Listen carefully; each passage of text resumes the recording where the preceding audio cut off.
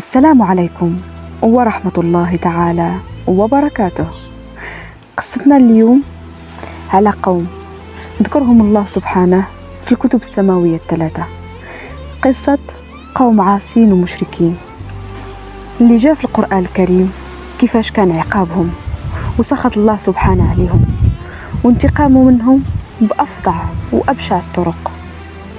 وسرد قصص بحال هذه في القرآن الكريم كتجعلنا نفكروا في سبب تخليد الله لها في كتابه الكريم، واش باش ناخذوا العبرة منهم ونخافوا من أننا نوليو بحالهم ومن عقاب الله لنا. واش في نظركم في زمننا الحالي ومع هذه الفواحش الكثيرة اللي بدينا نشوفوها، واش بدا الماضي كيعيد نفسه للأسف؟ قصتنا اليوم غادي تكون على قوم نبي الله لوط عليه السلام.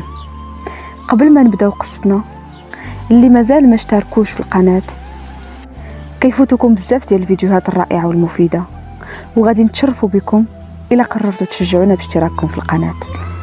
وقبل ما نتكلموا على هاد القوم العاصين، خاصنا ولا بد نتكلموا على نبيهم اللي هو لوط عليه أفضل الصلاة والسلام، ولد خو سيدنا إبراهيم، واللي هاجر معاه من بابل بسبب اعتداءات المشركين ومضايقاتهم للنبي إبراهيم.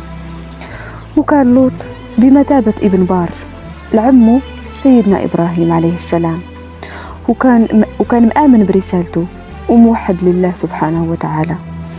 وكان سيدنا إبراهيم شديد تعلق به. ومن وصلوا لفلسطين نزل الوحي على سيدنا لوط ووهبوا الله النبوة وأمروا باش يهاجر الأردن، القرى مليئة بالفواحش والمعاصي، باش ينهاهم ويحاول يرجعهم لطريق الله. ومشى سيدنا لوط لديك المنطقة مستجيب لأمر الله سبحانه. كانوا ناس بخلاء ما كيحملوش الضيف، كيقطعوا الطريق على أي واحد كيدوز من منطقتهم وكيسلبوه كل ما عنده. وكانت لياليهم عامرة بالفواحش والمنكرات. عيا معاهم سيدنا لوط وهو كينهاهم بلا فايدة وكينذرهم بعذاب الله سبحانه، ولكن لا حياة لمن تنادي.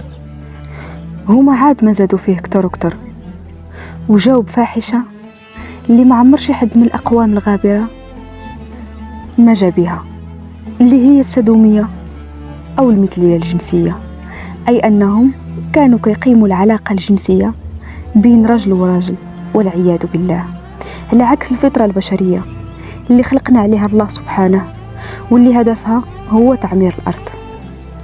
ونهار تيقن سيدنا لوط من كفرهم حق عليهم عذاب الله سبحانه وانتقامه، ورسل الله ملكي لسيدنا لوط على صفة رجال شديدي الوسامة، وكيطلبوا منه يضايفهم ويبيتهم عنده.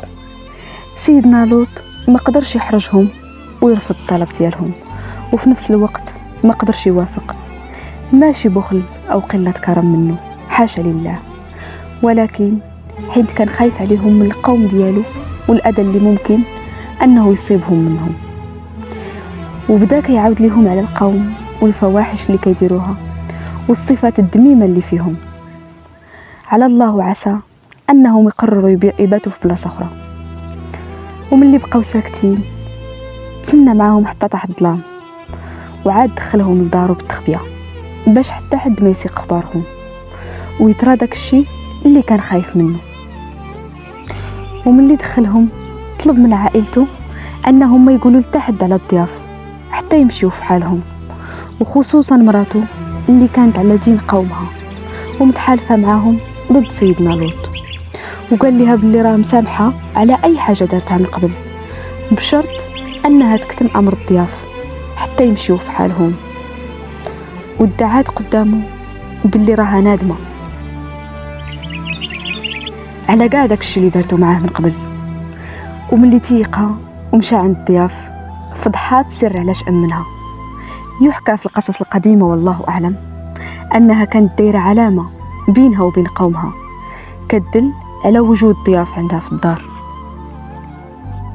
كانت هاد الأمة الظالمة والعاصية كتطلق الدخان في السطح بنهار، وإلا كان الليل كانت كتشعل العافية. وبالفعل طلعت للسطح وشعلات فيه العافية، وغير شافوها القوم وهما يتموا جايين كيتجاراو عند سيدنا لوط، كيدقوا بقوة حتى قربوا يهرسوا الباب. وسيدنا لوط كيحاول يمنعهم بكل قوته، وقال لهم ها هما بناتي وبنات القرية، تزوجوا بهم كيف ما أمركم الله سبحانه، وبعدوا على الفواحش. قالوا ليه احنا بغينا دوك الرجال اللي جاو عندك ماشي بناتك. وملي ما قدش عليهم سيدنا لوط التجأ لله الواحد الأحد وطلب منه ينجدوا ويعاونوا وينجيه هو واللي معاه من ظلم الكفار وبطشهم. وكان رد الله سبحانه العظيم المنتقم سريع على لسان الملكين اللي جاو عنده للدار. قالوا ليه احنا ماشي من الإنس، احنا ملائكة، ارسلنا الله باش نهلكوا ونعاقبوا القرى الظالمة. وكان أول عقاب أن قاع الناس اللي جاو هاجمين على سيدنا لوط تصابوا بالعمى ورجعوا في حالهم وهما شادين في الحيوط. وخطرة لهم اللي ترى بقاو كيهددوا سيدنا لوط وكيقولوا ليه باللي غادي يرجعوا غدا باش ينتقموا منه. وطلبوا الملكين من سيدنا لوط أنه يخرج هو وعائلته من القرية في تلك الليلة. وبالفعل خرج سيدنا لوط هو وبناته، أما مراته بقات مع القوم ديالها حيث ما عمرها ما آمنت برسالة سيدنا لوط وحق عليها العذاب. ومن اللي بعد شوية سمعوا صرخة مرعبة كتخلع، واللي كانت بداية العذاب لقوم لوط الظالمين. وبدا الله كيمطرهم بأحجار العذاب اللي أي شخص كتجي عليه كيموت فورا بطريقة اللي الله وحده اللي عالم بمدى بشاعتها. وماشي غير هادشي، أمر الله سبحانه سيدنا جبريل باش يقتلع ديك القرى الظالمة اللي يحكى أنها 7 قرى فيها 4000 شخص، وكاينين روايات اللي كيقولوا أن عددهم 400,000 شخص. ورفع سيدنا جبريل القرى باللي فيها حتى السماء وقلبها باللي فيها، كيف ما قال الله سبحانه في القرآن الكريم بعد أعوذ بالله من الشيطان الرجيم: فجعلنا عاليها سافلها وأمطرنا عليهم حجارة من سجيل. صدق الله العظيم. وأباد الله قوم لوط بحال اللي عمرهم ما كانوا في لمح البصر. ومن بعد آلاف السنين، وبالتحديد نهار 15 أكتوبر 2015، بدات بعثة أمريكية تنقيب في شرق نهر الأردن، وتم لقاو بقايا بلدة مواصفاتها كتطابق مع قرى قوم لوط من حيث الموقع وشكل البناء. والشيء الملفت والمبهر في القصة اللي غادي يجي كتصديق لقول الله سبحانه هو أن القرى فعلا كانت مقلوبة أسفاها على علاها، وأيضا أن جميع مظاهر الحياة اختفت منها في لمح البصر وبدون سبب منطقي. أما عن نبي الله لوط عليه السلام، مشى هو واللي معاه لمدينة كتسمى صوعر، وكانت بالقرب من قرى المشركين، وكانوا أهلها أناس موحدين لله سبحانه. وعاش سيدنا لوط بيناتهم مكمل في الدعوة ديالو وكيعبد الله سبحانه حتى الآخر نهار في حياته عليه أفضل الصلاة والسلام.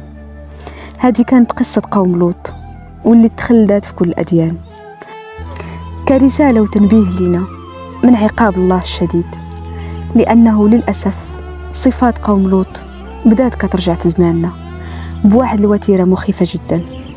واش قصة بحال هذه ما كتخليناش نتدبروا ونتفكروا عظمة الله سبحانه ونخافوا من الغضب ديالو والعياذ بالله. وهنا كنكونوا وصلنا لنهاية قصتنا. إلى عجبتكم كنتمنى ديروا لايك وتشتركوا في القناة باش يوصلكم كل جديد. وأستودعكم الله الذي لا تضيع عنده الودائع. السلام عليكم.